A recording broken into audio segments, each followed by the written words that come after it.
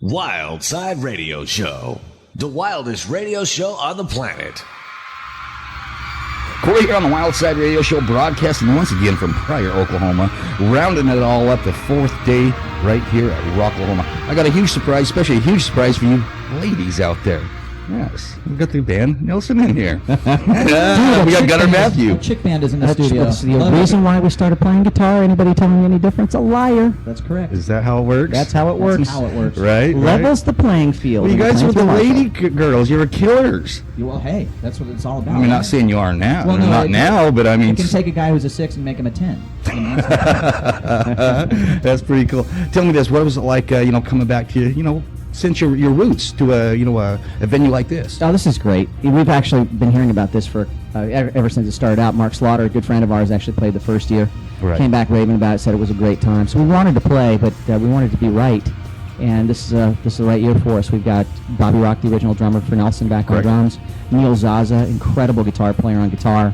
And we've just been in the studio kind of like honing our stuff. And we didn't want to sell any wine before it's time. This is the year. We kind of tested the waters a little bit a couple of years ago. We went out with Styx and Peter Frampton, but it was just the two of us with acoustic guitars, which is actually a lot of fun. Oh, that would be cool. Yeah. It was really cool. We had a 30-minute set, and we kind of, that's been the bane of our existence, is kind of having to prove ourselves after the fact that it's the real deal. And that's how we got our record deal at Geffen originally, was just taking the guitars into the record label and playing for John Kolodner and stuff. And it kind of starts there. That's where we write.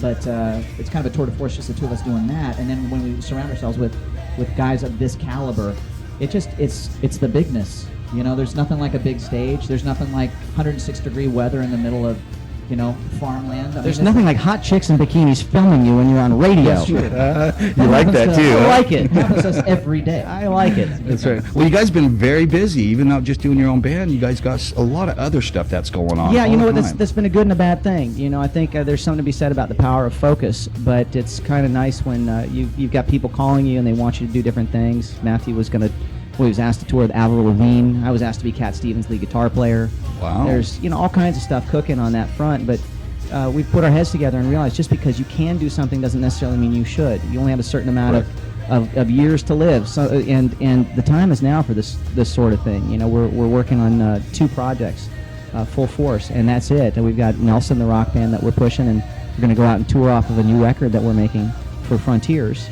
Nice. And that comes out in September. So, that's going to be something we're going to be doing for the next year and a half, 2 years. And we've also got a new TV show that we're doing together, a non-scripted show that we're doing with our little brother Sam on the past, present, and future of the Nelson family.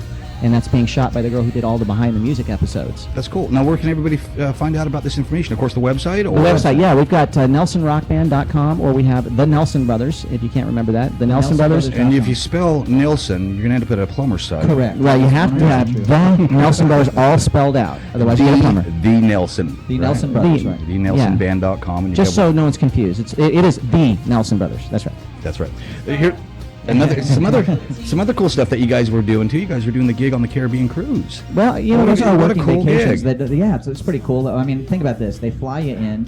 You don't even need to bring a band because we bring charts or whatever. It's a 45-minute set, and the rest of it's just a paid vacation. That's like a little different show. It's a different crowd of folks. So we actually do a tribute to our father on those. And as Matthew was saying, it's it's a working vacation for us. We have a good time seeing the world. Every now and again, doing some of those. We just need to get out of town in a place where the cell phone's on. Split. And that's a good thing to do. Cell phone goes off and swim trunks go on. It's a good thing. It is. Yeah. Well, actually, just this was it the past 4th of July weekend? You guys did a really neat gig for the military, the families of the military. That's right. That was last year, actually. That was last year. That was last year. We did that. It was for 48,000 people in Millington, Tennessee. Congratulations. Oh, thank you. No, it was good. That's really great. I mean, a lot of the proceeds went to the families. Yep, the and that was military. it was great. It was put on by a friend of ours, Admiral Sonny Masso, 2-star admiral, and he ran the place down there. But I think the thing that's most impressive, we played for 48,000 people. There was not one fight, not one arrest, not one car accident, nothing. Everything was it was like clockwork. It was great. We got to do 2 sets. We got to do a Ricky Nelson remembered set with the legendary James Burton, our dad's guitar player and Elvis's guitar player, for the first set, and then we took a little break and came out and played Nelson stuff. Right. Well, you guys come from a long list of musicians in your family, especially your father, of course. Yeah, our father was Ricky Nelson. He had a lot of rockabilly hits, and then he kind of invented the whole country rock genre with his band Stone Canyon Band. He did. And had a hit called Garden Party. How was it growing up in that It was awesome, especially growing up in the Hollywood Hills in late 60s, early 70s, because we're, 93 now? Oh, no, we're 41. But, our next door neighbor was George Harrison, and Bob Dylan used to come over to the house all the time.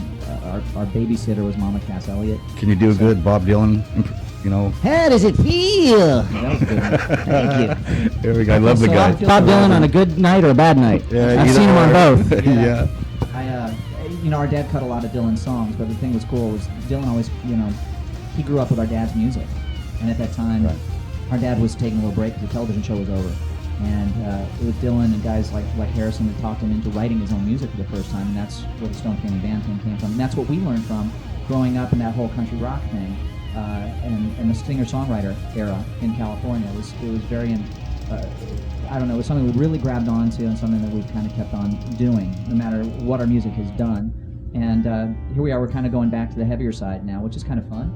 And I think, Gunnar, you tested the waters a lot with the whole scrap metal thing. You had a... Yeah, that's right. That was kind of a dry run for this whole thing. Yeah, that's a hard one to get into anyways. Well, I mean, we actually, had our big success on the first record. Grunge came out. Right. Everything changed. We went to Europe. We went to Asia, started our own label, kept things cooking. And then we got kind of sidetracked with all these other projects. And then Mark Slaughter came to me and said, hey, let's do kind of like an all-star band kind of thing. That's where scrap metal was born. Right. A lot of lead singers from a lot of the 80s hair bands, the biggest ones actually in one band. And the first gig that we did, called Matthew up and said, man, we got to do this. There's a crowd now. There wasn't before for the last 10 years, but the place was packed and people were having a great time. And maybe it's time for us to really actually approach Nelson again, because we all felt like, that first trip was cut off way before its time. Right. We had a lot more to say. Right. Well, you guys have dipped in so much different genres of music. I mean, how do you feel about as far as, do you think the listeners are out there just not so much with the commercial, they're just maybe going back to their roots, what made them feel good?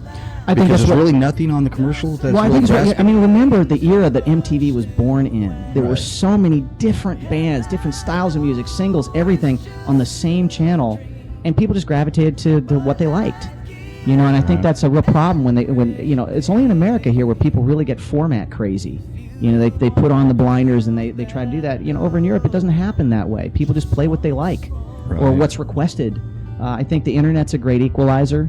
I think as long as there are big labels with more dollars than cents, you're going to have your Ashley Simpsons. But Sure. Every generation does. And what always happens in the blessing of growing up in the house that we grew up in is that our family's been doing this for 100 years, and the reason why they've been doing it and entertaining is because it's like breathing air. We love this more than anything. It's in your blood. We'll always be We're making circus music. folk. Grab a tent, pitch in. Yep. That's right. And that's our thing. And so, I'll be rocking as long as I possibly can, and most importantly, getting comfortable in the fact that we do uniquely what we do.